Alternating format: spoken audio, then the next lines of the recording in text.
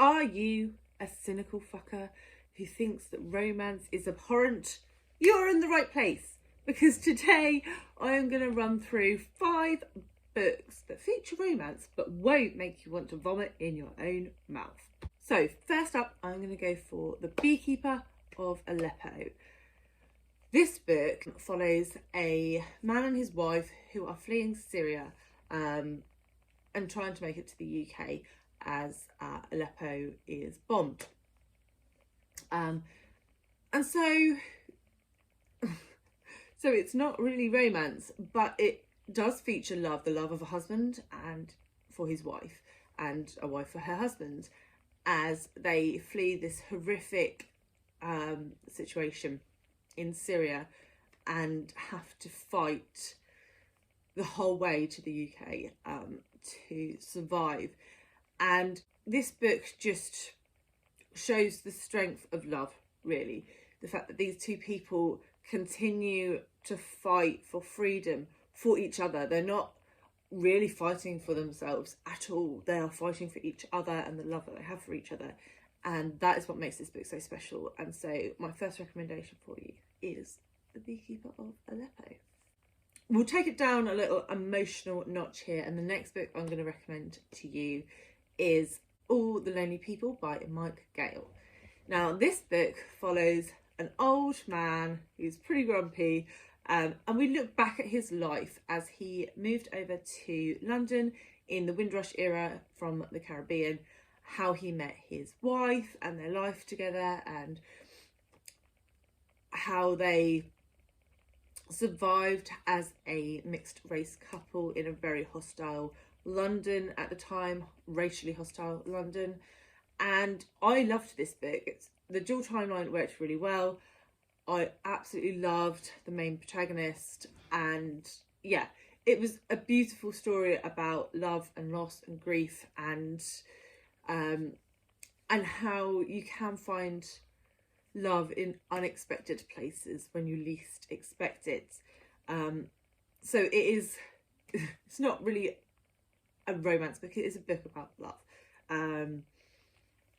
But I thought it was fabulous and would highly recommend to all you romance haters out there. Next up, I'm going to go for another heartwarming kind of one, and that is The House in the Cerulean Sea by TJ Klune.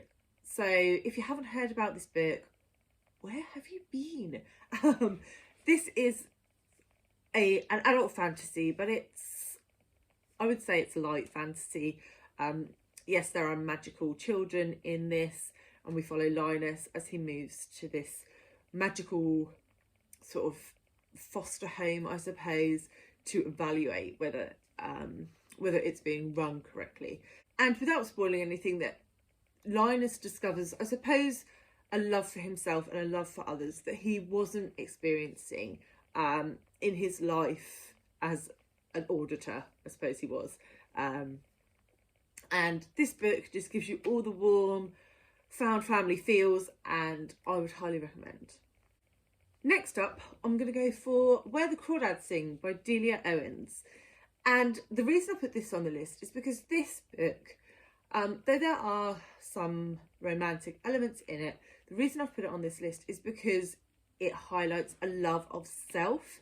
The main protagonist in this, Kaya, is a young girl whose family effectively abandon her, and she raises herself in a marsh. She has a few people who are close to her that she allows to help her to a degree, but otherwise she lives this really solitary life. But she learns to read, and she learns about her environment, and it has the most beautiful nature writing in it. And it is her learning to love her life and her situation and herself after really a very rough upbringing. So that is my number 4. And last up, we're going to go for one that is a bit more of a traditional romance, though this is a tearjerky one, and that is The Woman in the White Kimono by Anna Johns. So this book is dual timeline, and we follow a woman who effectively goes to Japan to uncover her father's past after he passes away. And then from there we get the split timeline of her uncovering things in Japan and what actually happened with her father when he was there during the Second World War. So as you can imagine, this is really a romance between an American soldier and a Japanese woman and what happens there. And I'm not going to say anything more about the plot, but this book just, it destroyed me. It emotionally destroyed me. And again, it's the romance between the two romantic characters isn't really the main point of the book. The main point of the book is love in a broader sense, understanding what love is, understanding what forgiveness is, learning to live with the decisions that others make, and how that affects you, and love of family and all of those things. So that is my number 5. These were in no particular order, just the order that I've sort of reeled them off in. But yeah, there's 5 books there for you which have romantic elements, or at least elements of love, and won't make you literally want to hurl into a corner. So let me know if you have read any of these, if you have any good recommendations of books that are romantic or feature love but aren't cringe, then please drop them in the comments below and I will gladly check them out. All right, just a quickie for today, guys. Bye.